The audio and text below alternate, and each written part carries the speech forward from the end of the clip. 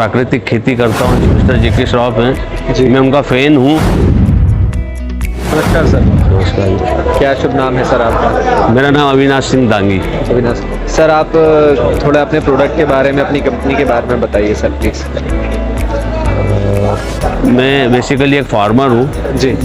और प्राकृतिक खेती करता हूँ। जैविक खेती कह दे, प्राकृतिक खेती कह दे, ऑर्गेनिक खेती कह दे, मैं वो कर रहा हूँ। जी। और विशेषकर मैं देसी बीजों से ज़्यादा लगाव है मुझे। देसी बीजों से उत्पादित अनाज और दालें और मसाले जो भी कुछ होता है वो सारा अपने खेतों से उगा के उसको अपने घर में ही प्रोसेस करके और फिर घर में ही पैकेजिंग होती है, उसके बाद में जनता तक सप्लाई करता हूँ। अभी आप कितनी एकड़ में खेती करते हैं और आपका फार्म कहाँ पे है? मैं फ़िलहाल 25 एकड़ में खेती कर रहा हूँ और मेरा फार्म ग्राम भातुड़, पोस्ट बिस्टान, जिला खरगोन, पश्चिम निमाड़ में है। आप सर किस प्रकार की ऑर्गेनिक मेथड का यूज़ करते हैं सर आप? नेचर ने हमको सब दिया हुआ है। ओके। ठीक है, मैंने सबसे पहले नेचर को बनाया अपने फार्म पे, जो बायोडाइवर्सिटी है उसको मेंटेन किया। दूसरा, प्राकृतिक खेती में सबसे ज़्यादा ज़रूरत होती है गोबर और गौमूत्र की। ओके। तो मैंने गोवंश बढ़ाया। ओके। उसके साथ में सर्व फसल जो होता है या बहु फसल हम लेते हैं, कोई भी सिंगल क्रॉप अगर लगाते हैं तो उसमें वो मज़ा नहीं है।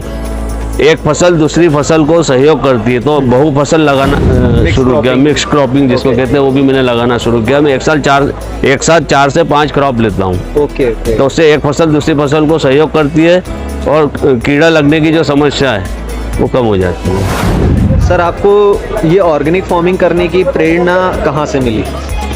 इसके पीछे बहुत लंबी कहानी थी, लेकिन मैं एक छोटी सी बात में कह दूंगा कि जो मशहूर फिल्म अभिनेता मिस्टर जेके श्रॉफ हैं, मैं उनका फ़ैन हूँ। जी सर, आप उनके जैसे लगते भी हैं। हाँ, थोड़ा सा जब उनसे मेरी पहली मुलाकात हुई तो उन्होंने पूछा तू क्या काम करता है, तो मैंने उनको बताया मैं खेती बाड़ी करता हूँ।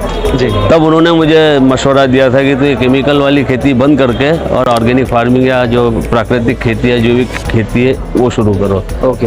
तो मैंने अपने हीरो की बात मानी और मैंने 1 एकड़ से शुरुआत की। जी। तो वो मेरे लिए समझो कि गुरु वचन थे। सर, जब आप ये ऑर्गेनिक फार्मिंग कर रहे थे तो आपको किस प्रकार की प्रॉब्लम्स फेस करने को मिली? चैलेंजेस या प्रॉब्लम्स तो बहुत सारी आई, क्योंकि कहीं से सीखा नहीं। जी। और खुद अपने मन से करने चले थे, तो शुरुआत में काफ़ी नुकसान भी उठाना पड़ा। कीट भी लगे, फसल ख़राब भी हुई, जितना लगाया उतना भी नहीं मिला। लेकिन फिर धीरे धीरे सीख के और फसल पे ध्यान दिया, कुछ गुरु बनाए, उनसे सीखा और आज सफलता के 23 वर्ष पूरे हो गए। अरे वाह सर, बहुत बहुत बधाई है सर आपको। ये सब ऐसा किस्सा अगर आप हमसे शेयर करना चाहें अपने ऑर्गेनिक सफ़र के बारे में तो बहुत अच्छा रहेगा सर। किस्से तो होते रहते हैं दोस्त जी।